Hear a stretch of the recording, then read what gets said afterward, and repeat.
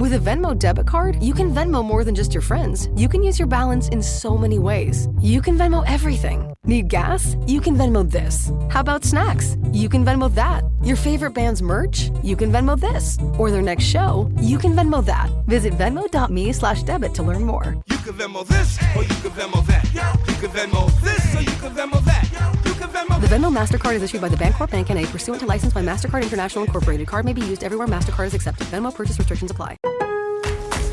Now more than ever, Lowe's knows you don't just want a low price, you want the lowest price. And with our lowest price guarantee, you can count on us for competitive prices on all your home improvement projects. If you find a qualifying lower price somewhere else on the same item, we'll match it. Lowe's, we help, you save. Price match applies to same item, current price at qualifying retailers. Exclusions and terms apply. Learn how we'll match price at lowes.com/lowest price guarantee. This episode is brought to you by Amazon Prime. From streaming to shopping, Prime helps you get more out of your passions. So whether you're a fan of true crime or prefer a nail-biting novel from time to time, with services like Prime Video, Amazon Music, and fast free delivery, Prime makes it easy to get more out of whatever you're into or getting into. Visit Amazon.com/Prime to learn more. Welcome to 4Kids Flashback.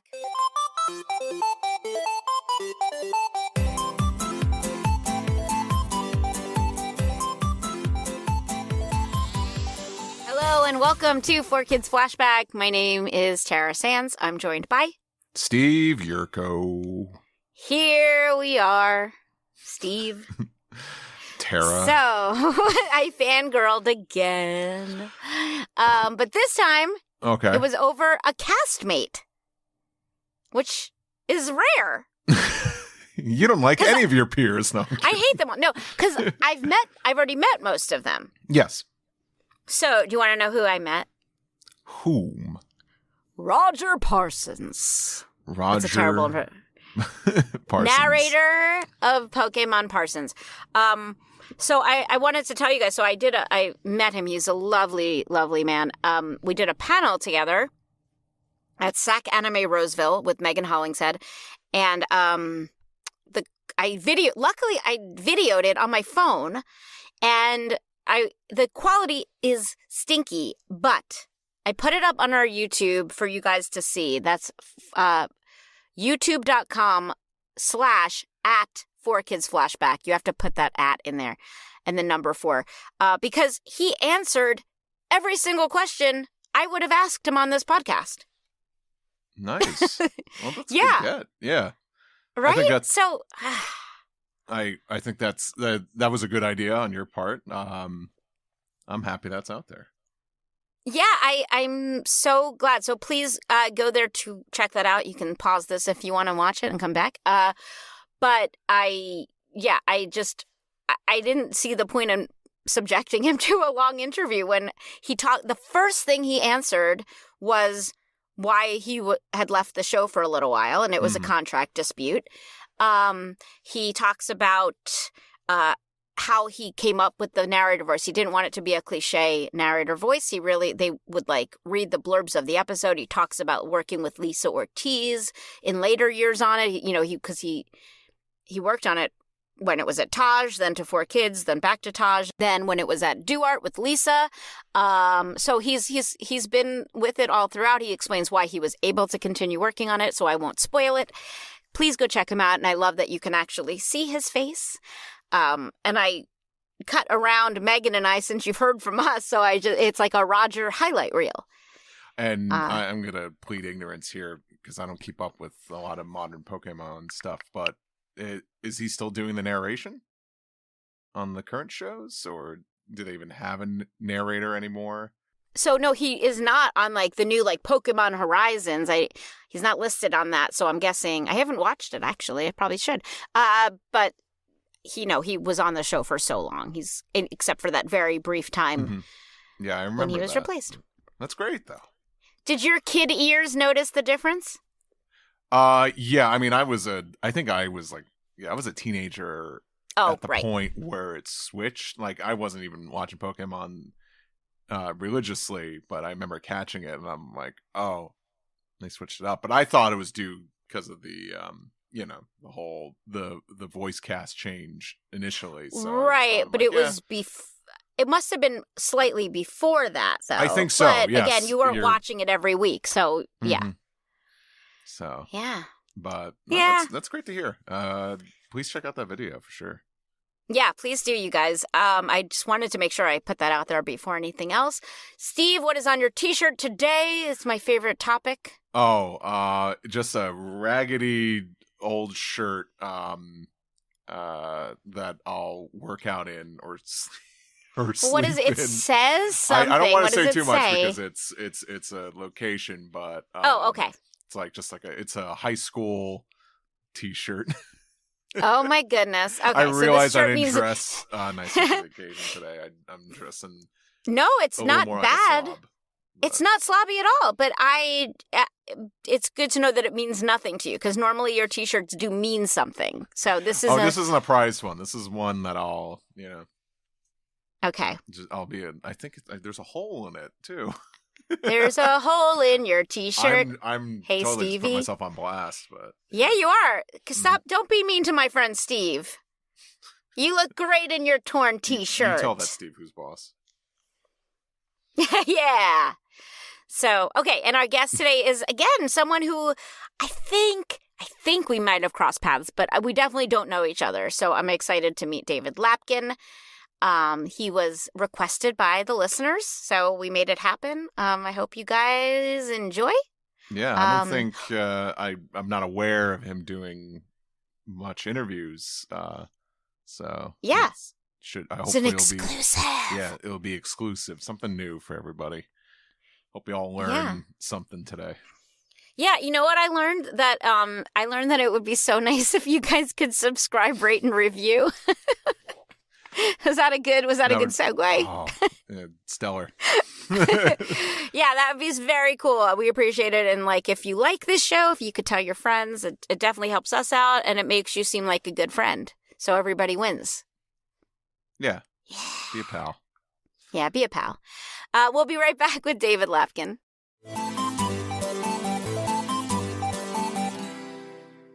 Our guest today is Dave Lapkin. I guess I should say Dave, right? You go by Dave? That's fine. I'll take it. Okay, Dave. Sure. Dave Lapkin, because it says that on his Zoom name, even though I properly would call him David. He was at 4Kids. He worked on shows like One Piece, Kirby right back at you. He was Sir Ebrum. He was Mr. 7 on One Piece, if IMDb is to be believed. Lord Simultaneous on Ninja Turtles, which I love the name of. John Tanaka on F-Zero, a show we don't talk about a lot. He was a bunch of roles on Pokémon. Viva, Piñata, I can't speak today. Viva, Piñata, Monty, Mousemallow, Chaotic, It Just Says Voice. Also Satori possibly on One Piece. We're going to get to the bottom of all this. He said he's only ever done one other interview before. So welcome to the show, David Lapkin. Thank you, Tara. Thank you, Steve. Great to be here. So, because you and I really don't know each other, I'd love to learn a little bit about your origin story and how you ended up working at 4Kids. I grew up. My parents are New Yorkers, native New Yorkers, but we were raised outside of Hartford. Me and my sister, and my grandparents and cousins and everybody was still here when we were growing up. So every holiday, every vacation, we came to the city, and that always involved at least one Broadway show. So I started seeing live theater at a very young age, and I loved it. Musicals, plays, whatever. I started doing theater in high school, got to college, did more, and I auditioned and got into the American Academy of Dramatic Arts in New York. So I went there after college, was there for about 3 years. And I knew I wanted to do something in the VO world along with everything else because I was in New York to do TV, film, stage, and the voiceover stuff as well. And a woman I went to school with at the academy worked for an agency, and she said, I have this guy. I have this engineer. He's got a VO studio. You should go to him and make your demo. So that's where I went, had a demo made, and that's what I sent to Mike Hagney in 2002, because there was an ad in Backstage for Pokemon. And I thought, this is it. This is my ticket in. So I sent him my demo. Wow. So you applied once Pokemon was already a big deal. So that's a whole different way of coming in than I went in, where I was like, what is this weird show? So you must have been super psyched. Was Pokemon your first job at 4Kids, or was it a different show? No, that's the thing. I got in and Mike put me on Kirby immediately. So I read for him, and I read for him, and I think I read a Pokemon side, and then he said, well, we have this other show that's about to start. So he gave me Sir Ebrum on Kirby, and he was giving me, can you sound like this guy? We're more of this. He actually gave me a note about Nigel Bruce. I don't even know who that is. The actor who played Watson to Basil Rathbone's Sherlock Holmes in the old movie. So sort of sounded like this. And I think I recorded 3 episodes like that. And Mike said, we have to re-record these. You need a different voice. Oh, wow. Didn't tell me why. Didn't say. It just said, we need to do something else. So he asked if I knew who the British actor Terry Thomas was. And I did. So who is that? Tell us who that is. Terry Thomas did a lot of 50s and 60s British comedy. He had a very thin mustache and a gap in his teeth. And his name was Terry Thomas with a hyphen. Oh. On IMDb, it'll say Terry Thomas, and it's a hyphenated name. And he did a lot of silly comedies, a couple with Peter Sellers. And he talked like this. So that's okay. So that was the voice. You kind of pitched it up? Pitched it up, and Mike liked that. Okay. So that was Sir Ebrum. That's how he got started. Interesting. I mean, I'm so glad that they gave you the chance to try it a different way, because often at 4Kids, people were just replaced. So I'm so glad. We were just not called back. Yeah. I figured that out as the years went by. I thought, I don't know why I got this other shot, especially to go back and re-record what had already been done. Good. I'm so glad that that's what happened. So I owe it all to Mike. So if you see him, say hi. I will. I'm going to see him this weekend. We have a convention together. I will absolutely 1,000%. He'll be so happy to hear that. So did that happen to you as well, where like you just didn't go back in for a job like we all experienced at one time? Oh, probably 5 or 6 times. I was called into something else, and I thought and at that point I'd probably been on Kirby for a year. And I thought, oh, yeah, I'll just go do this now. And then I never heard from that show. And I thought, all right. So this is good. This is good. I would go to the next room. I would do Chaotic or F-Zero, and then 2 other things wouldn't pan out. So, it's a crazy, crazy room. Yes. That floor. I mean, I was saying to someone this recently, like, I think it toughened me up because it wasn't handled necessarily properly, but it made me like I didn't make things as precious or something, because I knew I could just be, I knew I was replaceable. Yeah. And look, we've all been on open calls, right? We've all gone to cattle calls and, a 1,000 different shows that I've walked in with my 2 minutes, and I think I nail it, and they're looking at their phone or they're looking at their shoes. Yeah. Okay, fine. Next. Great. Let's move on. And, but this was such a great environment because you got to play around. And if it didn't work, that was okay. You just still got to play around. Yeah. So probably you were also directed by Andrew Rannells on that show after Mike left. My first major, the first huge chunk of episodes was with Andrew after Mike stepped away. Yeah. And that was great because he was a great guy. And just such a nurturing director. And I didn't know this world at all. Mm-hmm. I was reading commercial copy.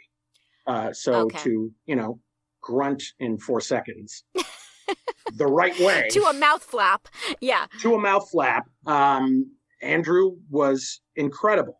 And I felt very fortunate to work with him as long as I did. And then I remember standing in the booth with my headphones on, and he said, I think this might be my last couple of weeks. I want to get back into theater. I went, oh, great, man. Good luck. Never hear from him again. Yeah, right. Oh, wait a second.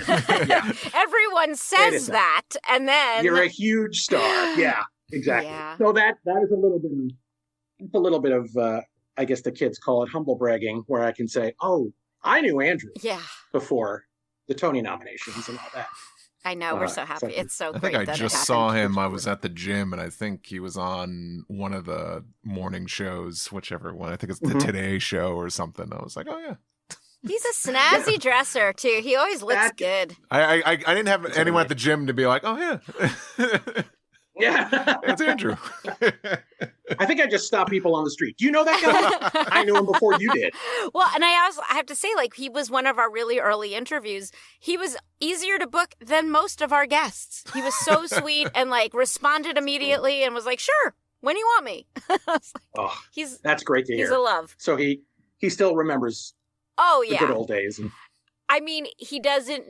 It's not all fondly. You know, he's very honest about stuff we did and what his frustrations were and all that. But yeah, he's terrific. Okay, but this is about you, David Lapkin. That's fine. This is not about No. Andrew. No, I'm kidding.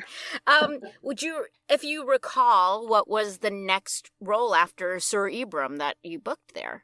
I ended up doing 2 other characters on Kirby, again with Mike's help playing around. We need a mechanic, we need a doctor. So I went deep southern for the mechanic. And the doctor was something else, which I can't place. And then I think I moved on to, and I may have to consult my notes. This is our first guest who came with notes, and I love this so much. And these are 20-year-old notes, because I wrote all these down. Oh, wait, so you took these notes then? I took the notes then. I wrote down the episode names. You're the first one that did this. I'm so glad you're accepting of this crazy. No, we all wish we had, because 4Kids didn't credit us individually. So if you have, please, after this is done, I won't make our audience sit through this, but if you want to send me this list, I can update IMDb appropriately for you. Oh, that would be wonderful. Right. I think I was given credit on IMDb for things I didn't even come close to.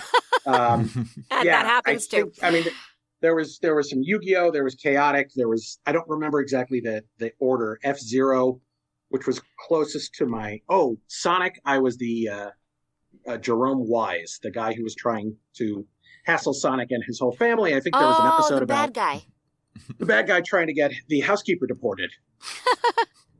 Topical. So there was that.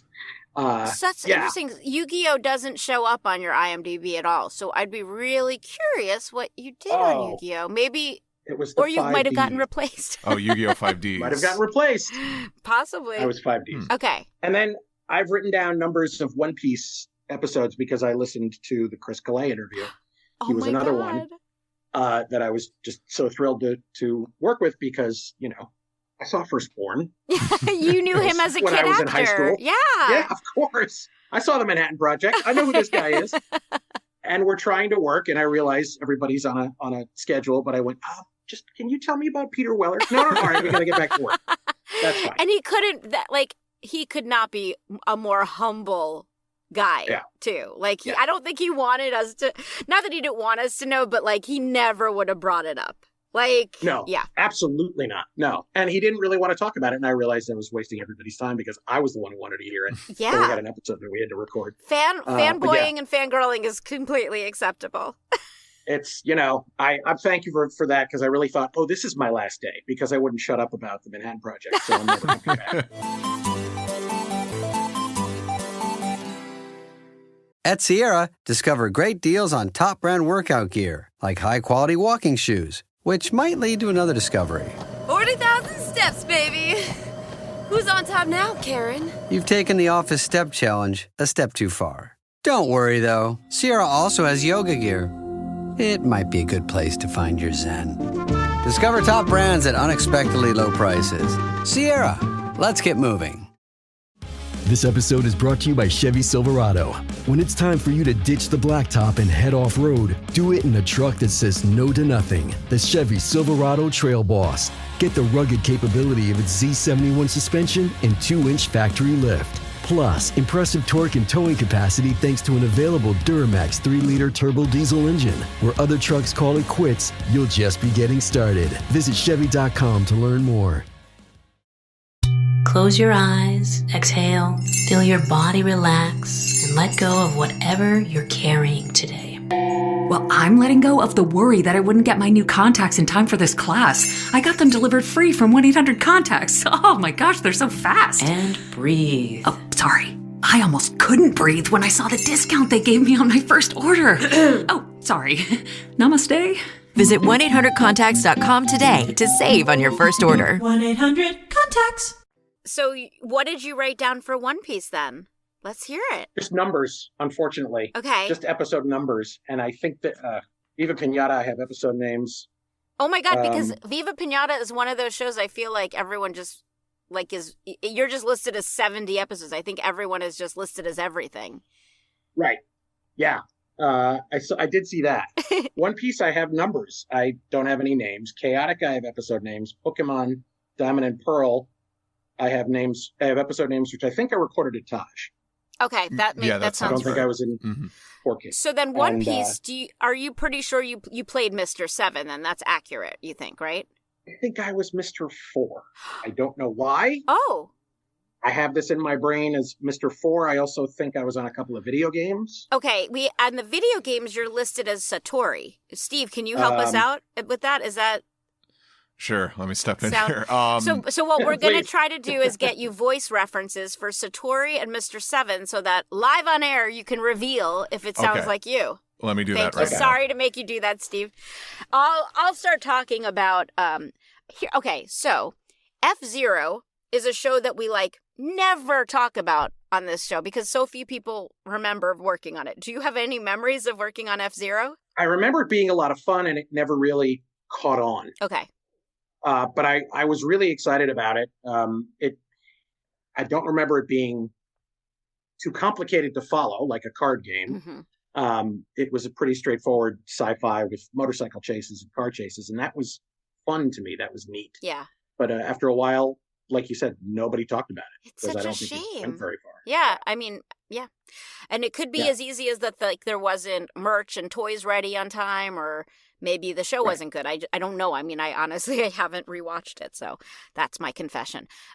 Is it anywhere to rewatch? That's the other thing. Streaming anywhere? There's so much. I don't think that one's considered lost media, but I'd have to check. We always have to ask our guests if they happen to be sitting on VHS copies of any of these shows. I have because my father went immediately to the department store and bought the one DVD box set of the first 6 Kirby episodes. Okay. Well, those are not lost media, unfortunately. Yeah, we need funky cops. That's all I got. Yeah, okay. Oh, no. I had to try. Sonic X, so you were the bad guy on Sonic X. Let's talk a little bit about that. First of all, Sonic is having a huge moment, right now, especially. Do you ever three movies? Crazy, but even the Sonic X series, the one you worked on, people are still talking about that. Do you ever blow people's minds by telling them that you were Jerome Wise? I have not. I do get the occasional letter or email on LinkedIn, but no one has asked me about Sonic X. That I'm so surprised. One Piece and a couple of other, and I have got Yu-Gi-Oh questions. And I don't remember anything about that show. Okay. What a bummer. I mean, I am unable. The trick, I guess, is really sending you voice clips so that you can confirm or deny it, because simply just remembering a role, Doctor Number 3 is going to be, we just can't recall it. Did you enjoy playing the bad guy? Loved it. Loved it.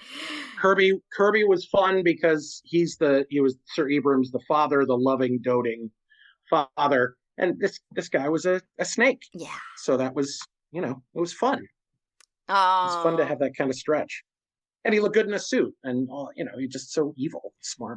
Right. And especially when you were getting to play the good guy before. I think it's fun to be doing both and jump from studio to studio and be like, oh, and here I'm nice and here I'm evil. Right. On those days where I really went show to show. Yeah. And I could mess around with stuff, and it was fun. Oh, those were the best. Okay, so Lord Simultaneous on Teenage Mutant Ninja Turtles. Tell me more about that, because that's a blind spot for me. but it's a great name. It was just the 2 episodes, and the director was in Los Angeles. So the voice director, the voice director was in LA. So I'm in a booth in New York, and she's talking to me through the headphones, and there were no flaps. Just say your thing. Wasn't it great? So did you get to work with the cast, or did you have a solo session for that? I was completely by myself. Bummer. Yeah. I had a few lines. I think it was a 2-parter. So I had 1 line in episode 1, and I had about a dozen in episode 2, but I did it all by myself. I mean, Lord Simultaneous sounds evil. Yes. Okay. He's a time traveler. He has the head in episode 1, because I do watch it on YouTube sometimes to just reminisce. The head in episode 1 is the Silver Surfer's head, basically. Uh-huh. And in episode 2, he looks like Danny DeVito in a robe with a giant giant helmet on. Wow, that's a visual. Okay. Yeah, right, exactly. Thank you for that. Sure. And I apologize. No. Were you a comic book Ninja Turtle guy before this? I wasn't so much that, because I had lots of friends who were, so I could hang around with them and feel like I knew what I was talking about. Okay.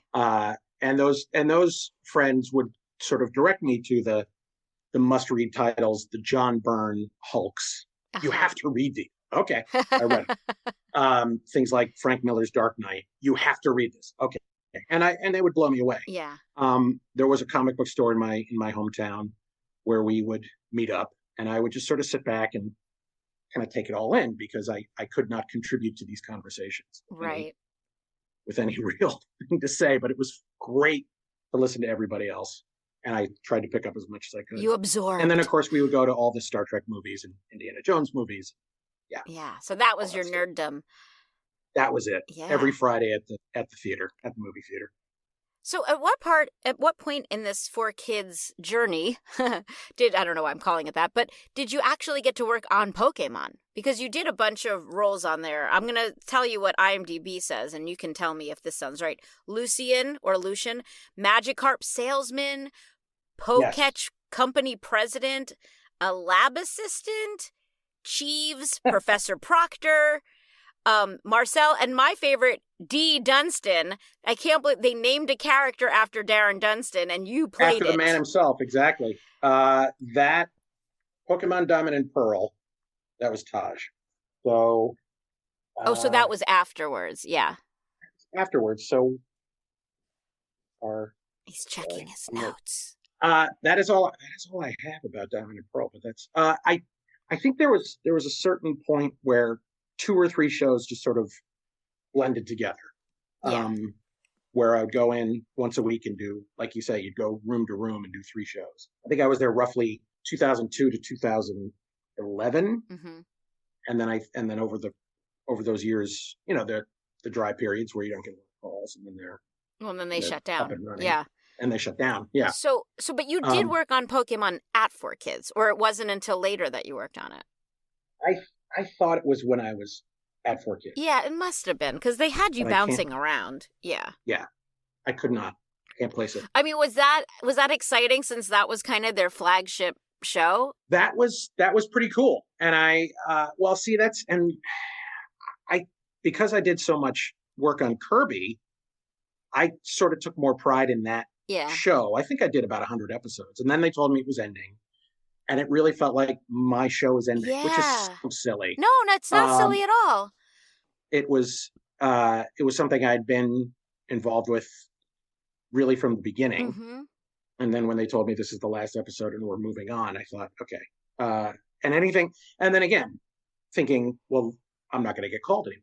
They're not working on Kirby. Aww. So to keep getting called in for bits for here and there for Yu-Gi-Oh! And Pokemon and Dinosaur King and Sonic and things like that. Oh, yeah. Dinosaur King is not on your IMDb either. We'll have to add that. Dinosaur King definitely is here. All right, let's hear it. That's Sanzo Hoshi on Dinosaur King. Okay, so we'll add that. Yeah, see, they've had you working on everything, so which is so. I mean, it felt like a real ensemble there, which was so cool. It really did. It felt like a rep company. Yeah. It felt like, A recent guest compared it to Motown, where And Oh, wow. Yeah, and I was like, ooh, I love we were the Motown of anime. Check take us that. out. Yeah. Sure, absolutely. No, that was I. The thing about working by yourself most of the time is I never ran into you, or I saw Eric twice by mistake, because I don't think I ever worked on a show that he directed. Oh my Darren, I gosh. saw. Darren was my director a lot towards the end, Uh-huh. and Chris and Andrew and Mike. But yeah, most of the time you're by yourself, so you know you're part of something huge. But I'm not acting with anybody. I know. And there was no like social media or anything like that to help you feel. I mean, again, for all the unhealthiness of social media, it at least helps you gauge what people are into and what they like and don't like. So I always wonder what this whole experience would have been if Twitter existed, or. Oh, wow. I mean, I think we would have gotten yelled at a lot. Even right, even MySpace or Facebook or anything like Friendster. that. Yeah. Friendster. Yeah. Something. And there were days where, because I had a day job, I wouldn't be able to get there until the end of the day. So even walking in to do a session, nobody's in that office. Yeah. There's nobody to hang out with. There's nobody to socialize. Go straight to the room. Oh, what was your day job? Was it funny or boring? No, I managed to be. I was in music retail for about 15 years in New York as an in-store DJ for Megastore and for HMV. Oh wow! Which stores. the one on 42nd? Virgin Megastore. I was at 14th and 42nd. HMV. I was on the east side. 14th and 7th. You said. Sorry, 42nd Street Virgin Megastore. Yes. Okay. 14th Street Union Square. Got it. As well. And the HM. Do you remember HM? Yes, it was a great store. They were great stores. But they were on 42nd Street, weren't they? They were on 46th and 5th. 46th. Okay. And then we got kicked out to become a Build-A-Bear workshop. I wish that was a joke. 46th and 5th, 86th and Lex, and then I was we had a store in Herald Square, which is now, I think, or used to be a Victoria's Secret. So yeah, okay. 34th Street. Oh my God! So an in-store DJ. Yeah. Okay. I mean, should we go into One Piece a little bit more? Steve, let me know when you are ready. Hey, apologies. I've been on mute for a while because of course, it's not easy to find on the internet, so I've been digging through hard drives trying to get stuff. Oh my gosh, I'm so impressed that you're Mr. looking. 4 is something I don't have on hand. I'm looking to just make a clip real quick for you because I don't know. I guess this is entertaining. Okay. Oh my gosh. He was but to just refresh your memory, he was like a big guy who just talked really slow. If that sounds familiar, it does. He was a mountain. And he swung like a baseball bat. Does this sound familiar? That part does not. I remember the slow talk. I have this. This is a clip. At least the second half of this clip is of Mr. 7. Okay, so we can at least confirm if Mr. 7 is you. I'm pretty sure this is you. Monsieur 7, this will be the piece de résistance, the father of all missions, which is why Monsieur 0 shows me Miss Father's Day. Da bomb, baby, da bomb. Boom, baby, boom, boom, baby, boom, boom. She's a frog, and he's a freak, and they've got the bomb. Yeah, that's me. Oh, we have confirmation. That is the bomb, baby. Yeah. So that's definitely you. So now we're going to find out if you're both. If you're that versatile. Yeah, hang tight. This is maybe I got the numbers wrong.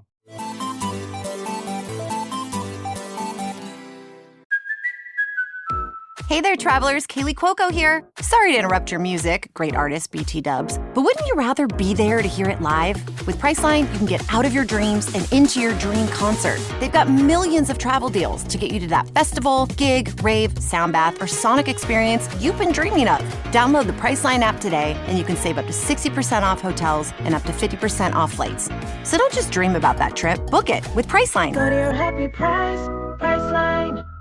Get into your body's vitals with the Vitals app on Apple Watch.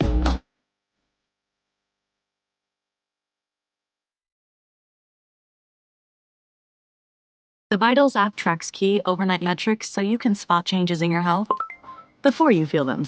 The Vitals app on Apple Watch. iPhone XS or later required. The Vitals app is for wellness purposes only and not for medical use.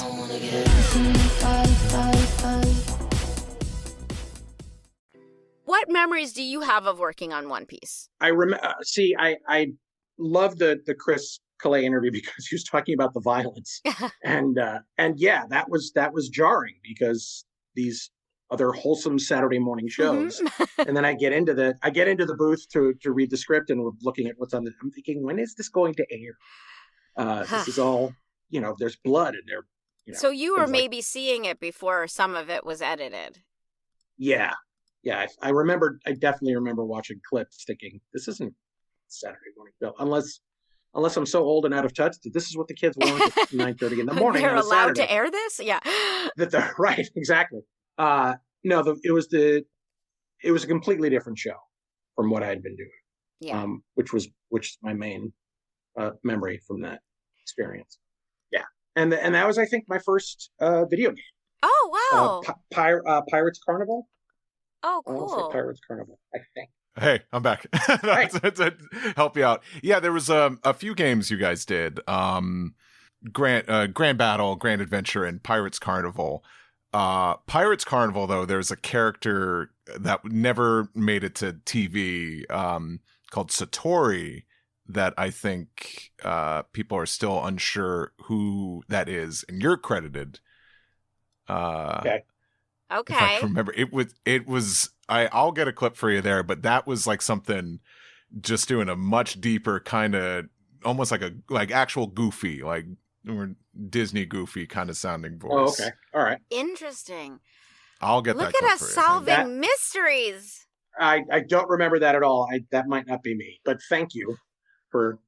But it's trying to crack good that we have confirmation that you worked on the game, because at least then we can start narrowing down what you played, because right now all I am seeing is Satori as the games, but you definitely worked on it. So maybe, I don't know if Mr. Seven happened to be in those games. Steve, was Mr. Seven in the games? I don't think I don't recall if there was voice clips. There might have been.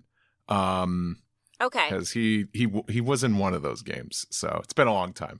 My memory only goes right, so because far. There's only 2 video games listed for that, so we have to make sure we add the 3rd video game if you're in it. I know this is like me just doing way too much detective work on IMDb because there's so much incorrect going on there. No, but this is great because there are some. I do get people reaching out, say on LinkedIn, and I can't answer the questions because it had nothing to do with me, and I feel bad saying I'm sorry. So what motivated you to start that list, since none of the rest of us wished we had done it and didn't think to do it? I had most of the auditions I was going on at the time. I was going to open calls for theater, and I would go on enough of those, and it would sort of be in my memory. But this was its own bubble, and I thought, I don't know who else is keeping track of this. Yeah.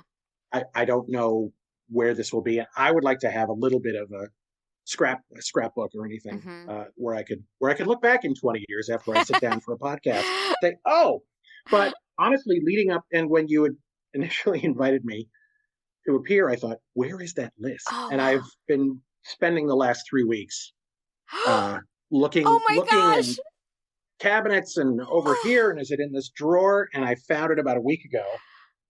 And it's like I'm taking the SATs again. I'm studying these things. Okay, this is that.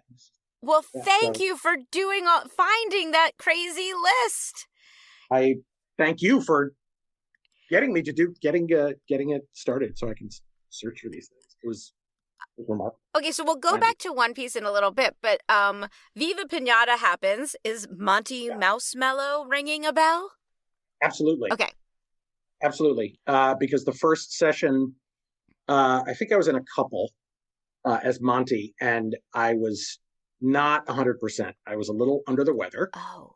And I didn't want to cancel because maybe they replaced me because I was sick that one day. Yeah. So I went in, and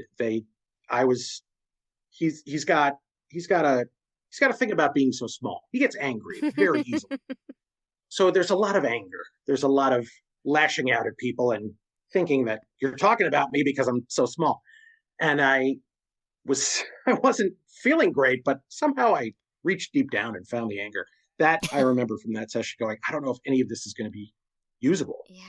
Because I don't feel great, but I was in there for as long as it took, and they ended up using it. Oh, good. Okay. I can find it now. I think I see it. I can hear it on YouTube. I go, right, I don't sound very good. I don't sound very good. And then you probably sound healthier as the season goes on. Yeah, yeah, exactly. Wow, I guess Monty was sick.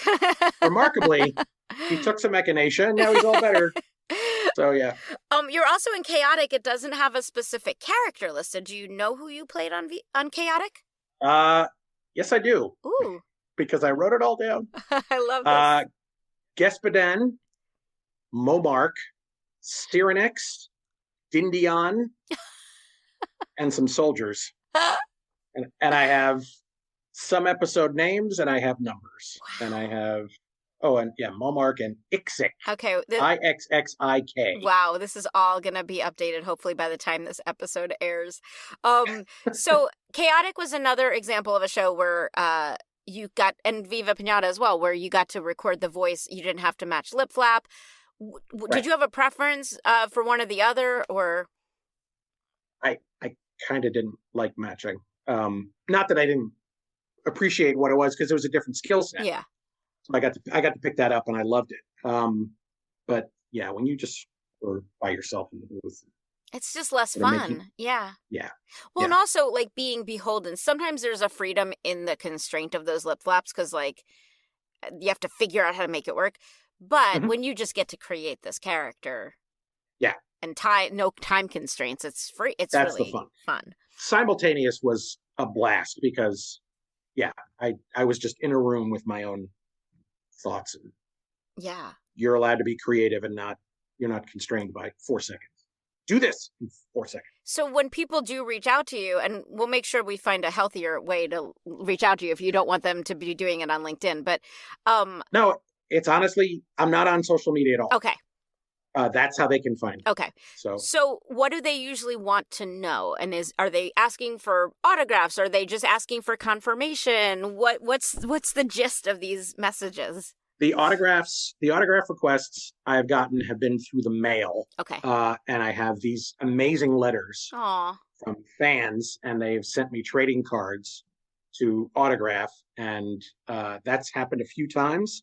It's unlike anything I've ever experienced in my life. I'm never going to get stopped on the street. We can set up a shop for you too. We can help you do that, because I know that because we all go to these conventions, and because I don't want you to get bombarded with requests for free autographs after this. So we can talk about a way for you to, charge a reasonable amount, or at least shipping and things like that, so that, are you into doing conventions and things like appearances and things like that if you're asked? I would love to. I've never been asked. Okay. No one has asked me. Okay, well, we tell people on this show that, because I get asked a lot how, they're like, well, why doesn't he do it? And it's like, well, we have to be invited to conventions. So the best, if you're listening to this right now and you're like, I'd love to meet David, you can write to local conventions. And David is on the East Coast, so especially if it's an East Coast convention, you can write to them and tell them who your preferences are for who they invite. It empowers you guys, and it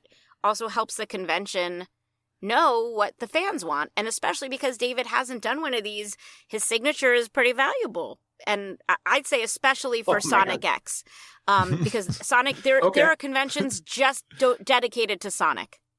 So, yeah, we got to get him to one of those. Okay. And I know people remember your character from Sonic X because speaking of like edits and violence and alcohol and all that, there's like a famous scene where he's holding a bottle of wine and 4Kids changed it to like a big sausage. I didn't know that. I still see that character kind of like show up every now and then. Like people just post like, "Oh, look how ridiculous this is." So, oh, how funny! God,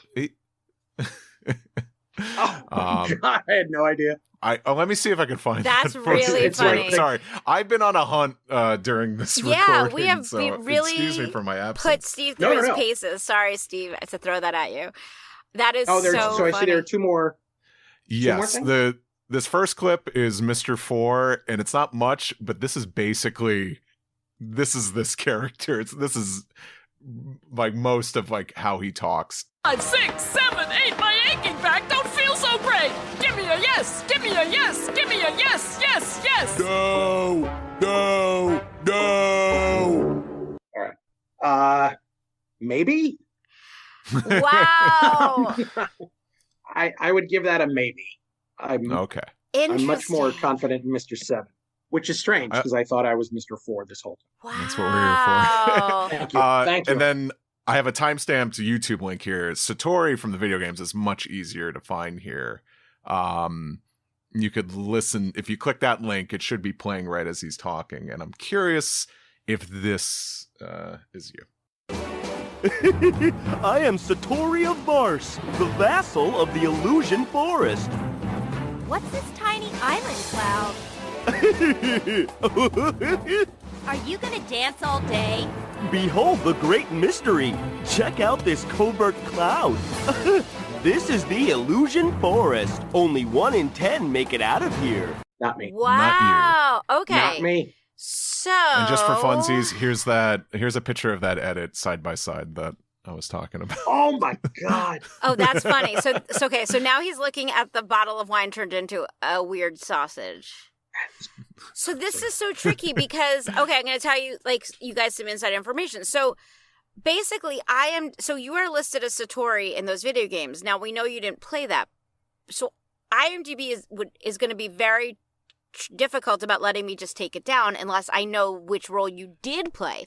So at some point after we're done with this, we should try to find you some Mr.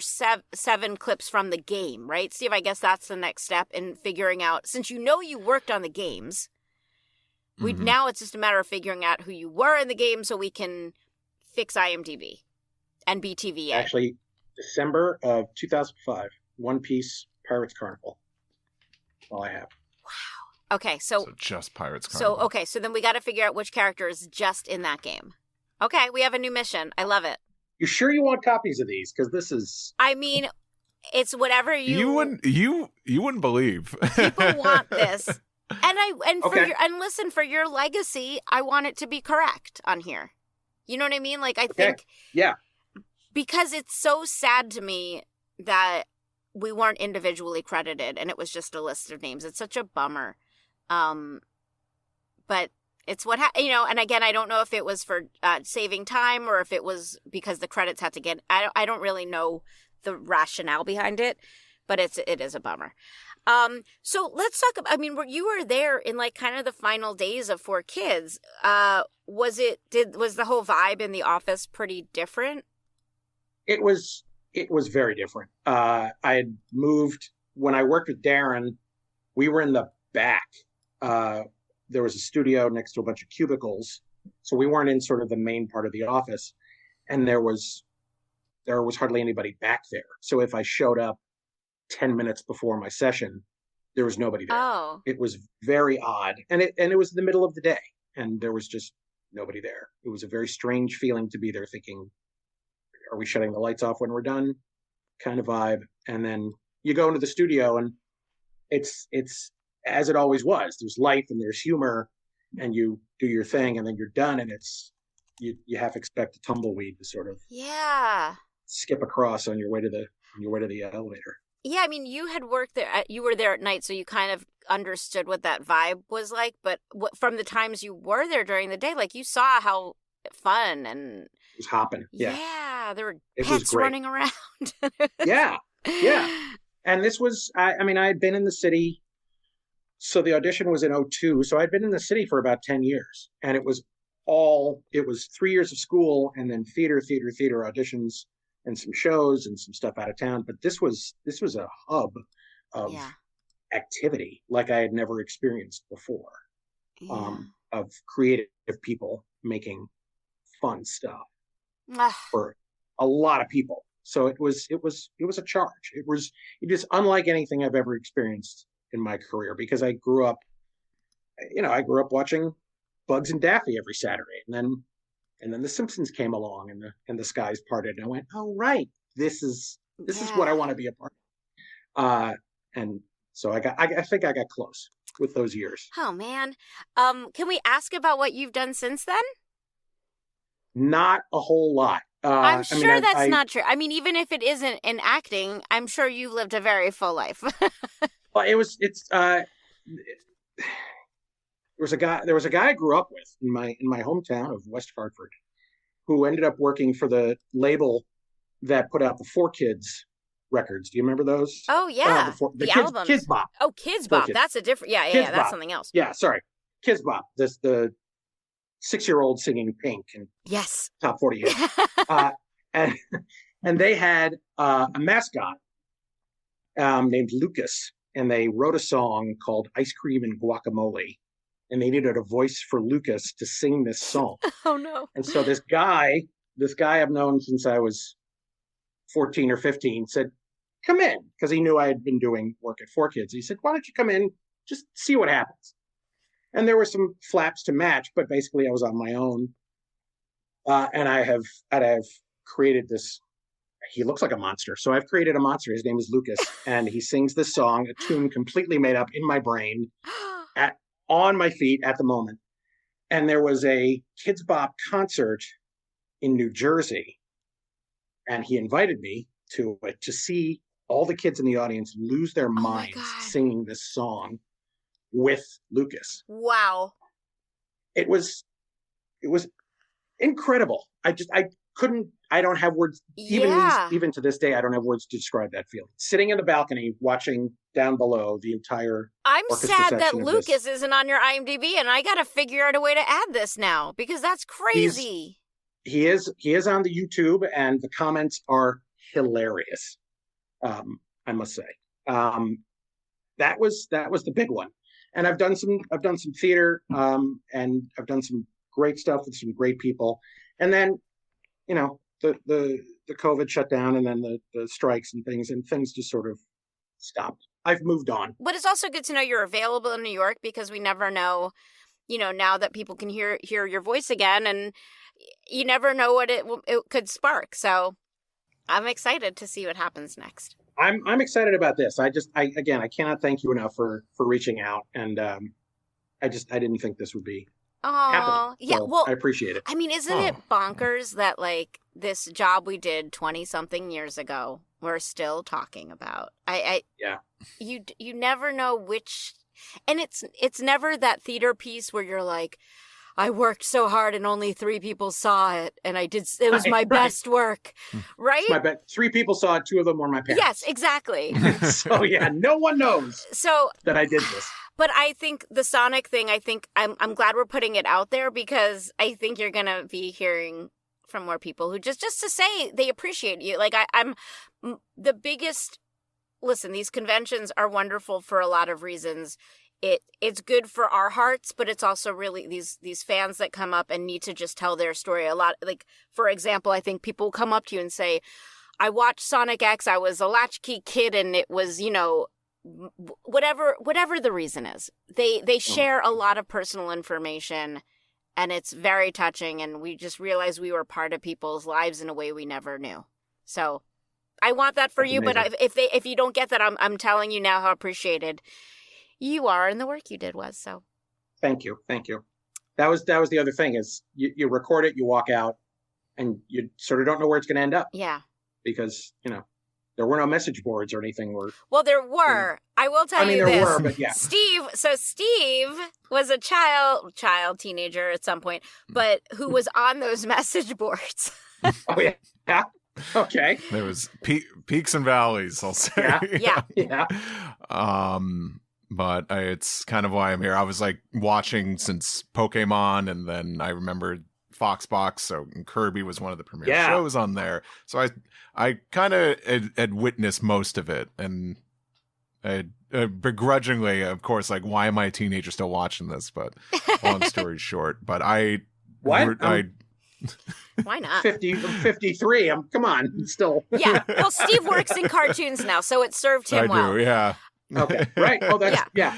And remembering this stuff served me well for this. I'm glad to be of some use today. He was today built for this podcast. Some of these clips. But a lot of what was on those message boards, and I always tell people this, it was people frustrated with the changes they had to make to the shows. It wasn't like, oh my God, we hate these actors or this.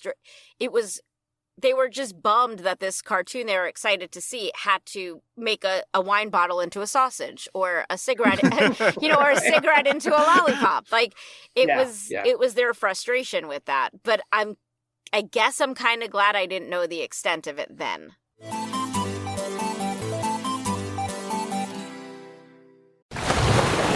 Brace the rudders! Raise the sails! Raise the sails! Captain, an unidentified ship is approaching. Over. Roger. Wait, is that an enterprise sales solution? Reach sales professionals, not professional sailors. With LinkedIn ads, you can target the right people by industry, job title, and more. We'll even give you a $100 credit on your next campaign. Get started today at linkedin.com/results. Terms and conditions apply. McCrispy strips are now at McDonald's. I hope you're ready for the most dippable chicken in McDonald's history. Dip it in all the sauces. Dip it in that hot sauce in your bag. Dip it in your McFlurry. Your dip is your business. McCrispy strips at McDonald's. Well, thank you. We'll let you go because it's later on the East Coast, but David Lapkin the 7th, I made that up, but thank you so much for being here. This was amazing. Thank you so much for having me.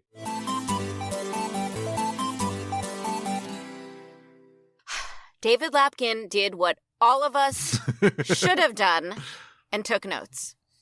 I mean, they weren't comprehensive notes, but they were great notes. And this was similar to a conversation we had not too long ago. I brought this up when I was in the booth just writing things on my phone. Yeah.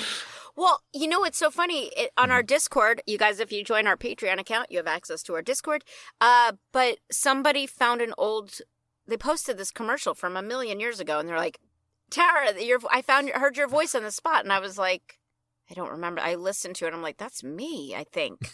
Again, it was like him where he said, I think that's me. Like, it could have been me.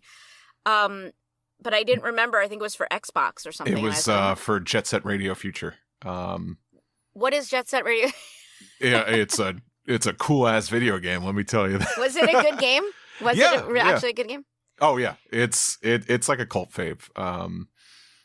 Okay, so apparently I did a commercial for them. But are you uncertain if that's you, or you're like, no, I'm certain it's me. So my point was going to be that where I didn't take notes on like what character and episode, I did take notes of what recording sessions I had because they were in my Palm Pilot at the time, which then I transferred over to when I got a smartphone, luckily. So I literally looked up Xbox, I think, because it was called an Xbox spot, I think. Yes. Yeah. Okay. So I looked up Xbox. I found a recording date and time that completely added up. So I was like, oh yeah, I did that.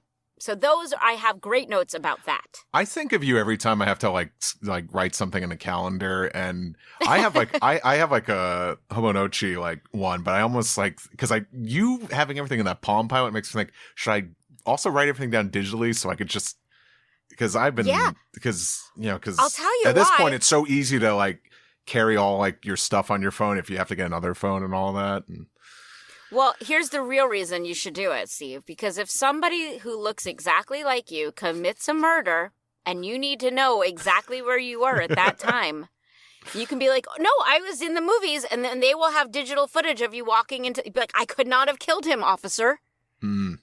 So that's really why. Evidence is the key. Well, thank you. I'm going to remember that next time I the idea of whether or not I'll be guilty for a murder. Yeah. Comes it's just practical. Mm-hmm. I can't believe you have to think. I'm so sorry that you have to think of me now every time you write something down. No, I think it's so cool that you had the wherewithal to do that. And who would have thought that it's coming in handy 20 years later? Well, it wasn't even wherewithal. It was, again, practical. You know what I mean? It was like, I don't want to forget to go to this thing. Mm-hmm. And luckily, the Palm Pilot I don't think that everyone maybe put their Palm Pilot info into that. But the reason I did, the most important thing in all of that was I wasn't as focused on remembering what characters I played, but I was very focused on what casting people I met and what agents I met. So I was putting it in there more to be like, oh, have I auditioned for this person before? So that was really my catalyst for writing all that in there. And yeah, for sure. that. No, I knew that, but now it's like, now it's like 20 years later. It's kind of, I was at this studio, so yeah, I must have done this role. So it's so crazy. Yeah, and I mean, when we're talking about this commercial that he posted, I literally yell one line at the end. That's why it was hard to discern, because it's like kind of muffled and it's just a screamed line. So it wasn't like me talking. Well, if it was that, I would have known right away. But right. Yeah. But I love that he was we talked afterwards about the commercial scene in New York. And he was talking about Tony Hale, who used to be at all those commercial auditions, like Will Arnett, all these amazing, I just heard from like Holter Graham, who used to be, he was the one like, coming up next on HBO, he was that guy. And we used to hang out with him. And yeah, it was just wall to wall people with great voices. And me talking like this. Well, thank you guys for listening. Thank you to Dave Lapkin for being such a sweetheart. Steve, thank you. All you guys, thank you for listening. We really do appreciate you. And we will catch you next time. 4Kids Flashback is a production of Maji Media, hosted by Tara Sands and Steve Yurko. Producers are Zach Logan, Tara Sands, and Steve Yurko. For more information, go to 4kidsflashback.com. That is the number 4. And if you worked at 4Kids and have a story you want to share, please email us at 4kidsflashback@gmail.com. You can find us on social media at 4Kids Flashback, and to listen early and ad-free, head to patreon.com/4kidsflashback. For podcast merchandise, find links on our website and Linktree. As they say on every podcast, if you liked this show, please subscribe, rate, and review, and tell your friends, or 4. If you want to check out other Maji Media podcasts, go to Maji, MAJI.media. Thanks for listening. All right, here we go. New Phineas and Ferb is here. We're back, baby. For 104 more days. I know what we're gonna do today. Of summer vacation. I am ready for summer shenanigans. Let's do it. Oh, yeah. All right. We're gonna bust Phineas and Ferb once and for all. Are we gonna do this again? New inventions, shenanigans, innators, adventures, and songs. Brand new summer vacation. New Phineas and Ferb starts June 5th on Disney Channel and next day on Disney Plus. On DisneyPlus.Disney.com. Hi, it's Ashley and Jess with Wellness Reality Check. We are 2 health practitioners, moms, and best friends trying to navigate the world of holistic health in a balanced, productive way that brings health to our lives instead of dogmatic extremes. We'll be breaking down health trends, interviewing your favorite health influencers, and always keeping it real.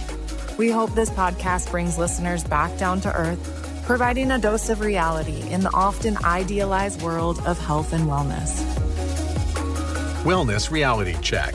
Follow the show now on Apple Podcasts, Spotify, or at wellnessrealitycheck.com.